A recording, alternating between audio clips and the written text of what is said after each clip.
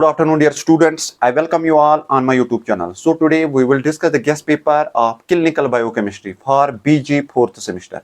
The paper title is Biomolecules, Metabolism and Clinical Relevance. This guest paper is framed by myself along with Dr. Javed Ahmed. So before discussing the guest paper, once again, I request all of you kindly subscribe as well as share this channel. So we have a guest paper of बहुत important है इसमें specially आपके अच्छे parts हैं अगर हम उनकी बात करेंगे we have biomolecules metabolism and clinical relevance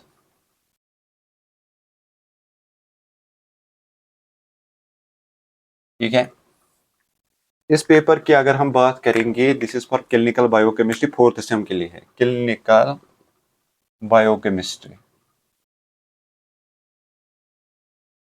4th same 4 units है इसमें first unit is we have chemistry of carbohydrates, then we have carbohydrate metabolism and disorders. तीसरा है chemistry of lipids, then we have lipid metabolism and disorders. So first unit की जब हम बात करेंगे that is chemistry of carbohydrates. chemistry of carbohydrates.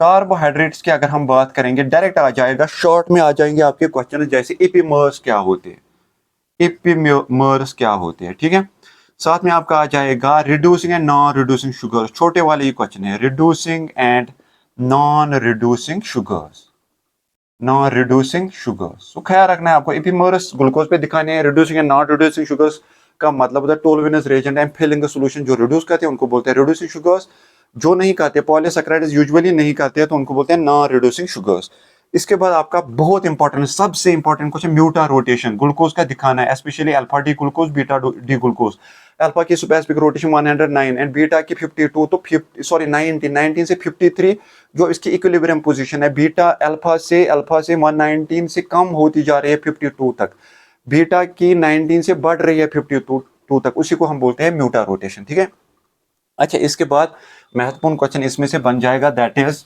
Glycoside linkages आपको दिखाने हैं या वो भी साइक्लिक फॉर्म में दिखाने हैं या ग्लाइकोसाइड बॉन्ड भी बोल सकते हैं ग्लाइकोसाइड्स भी आ सकते हैं ग्लाइकोसाइड्स लिंकेजेस भी आ सकता है ठीक है तो ख्याल रखना है ये इन चीजों का लास्ट वाला क्वेश्चन इसमें direct definition of carbohydrate and its classification जैसे monosaccharide on the basis of hydrolysis products monosaccharides जो हम डिसोसिएट नहीं कर सकते जिसको हम हाइड्रोलाइज नहीं कर सकते ओलिगोसैकराइड उसके फिर भी थोड़ा बहुत टाइप से जनरल ब्रीफ आइडिया देना है di tri tetra and polysaccharides ठीक है सो फर्स्ट यूनिट में हमारा इतना काफी है अगर हम दूसरे यूनिट की बात अब करेंगे दूसरा यूनिट है carbohydrate metabolism and disorders so we have carbohydrate metabolism and disorders इस यूनिट की जब हम बात करेंगे तो डायरेक्ट ख्याल रखना है कि कौन सा क्वेश्चन इसमें से बन जाएगा कार्बोहाइड्रेट मेटाबॉलिज्म में डायरेक्ट आपका क्वेश्चन बन जाएगा क्रेबस साइकिल पे फोकस करना है ठीक है क्रेबस साइकिल ठीक है ग्लाइकोलिसिस पे भी थोड़ा बहुत ग्लाइकोलिसिस लेकिन क्रेबस साइकिल पे ज्यादा इसके बाद टाइप्स ऑफ फर्मेंटेशंस भी आपको बतानी है ठीक है टाइप्स ऑफ फर्मेंटेशंस कितने होते हैं ठीक है लास्ट वाला डिसऑर्डर्स पे है that is glycogen storage diseases glycogen storage diseases brief idea देना है ठीक है ब्रीफ आइडिया यहां से देना है अच्छा इसके बाद जब हम बात करेंगे तीसरे यूनिट की केमिस्ट्री ऑफ लिपिड्स अगर हम केमिस्ट्री ऑफ लिपिड्स की बात करेंगे तो बताएंगे कि केमिस्ट्री उनके साथ क्या रिलेशन दिखाती है तो अगर हम तीसरे यूनिट की बात करेंगे that is third unit is chemistry of lipids जब हम लिपिड्स की बात करेंगे आपका डायरेक्ट क्वेश्चन बन जाएगा शॉर्ट में भी आ सकता है कभी कभार छोटा क्वेश्चन भी आता है बीच वाला that is saponification value and iodine value क्या होता है So number of milligrams of KOH required to completely neutralize any type of oil, 1 gram of oil, ठीक है.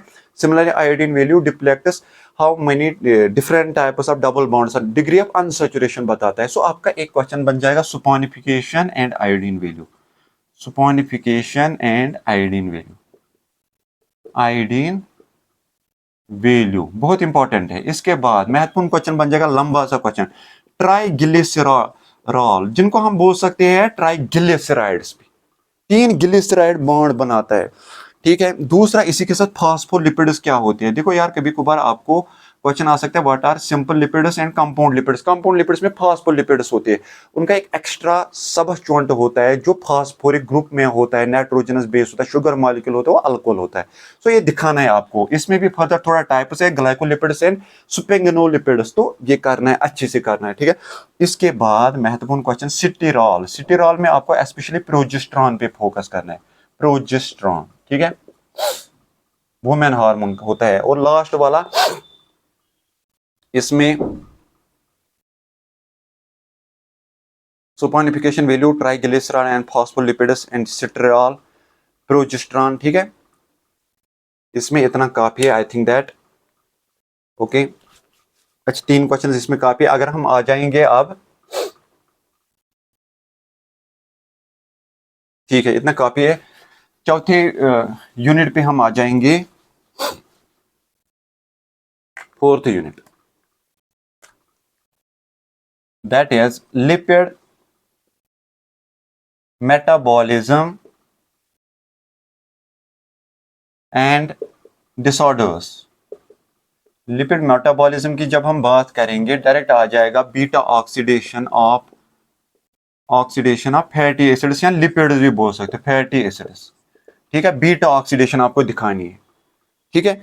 साथ में इसमें बन जाएगा आपका क्वेश्चन प्रोस्टाग्लैंडिन्स क्या होते हैं, प्रोस्टाग्लैंडिन्स क्या होते हैं, ठीक है। एंड इसके साथ साथ डिसऑर्डर्स में एक क्वेश्चन लिपिड स्टोरेज डिजीजेस, ठीक है, ब्रीफ आइडिया देना है उनका, lipid storage diseases, brief idea देना है इनका, ठीक है, डिजीज ब्रीफ आइडिया इसका देना है। So this was all about the guest paper of biomolecules metabolism and clinical relevance. Hopefully you will get enough marks from this very guest. Thank you for your cooperation.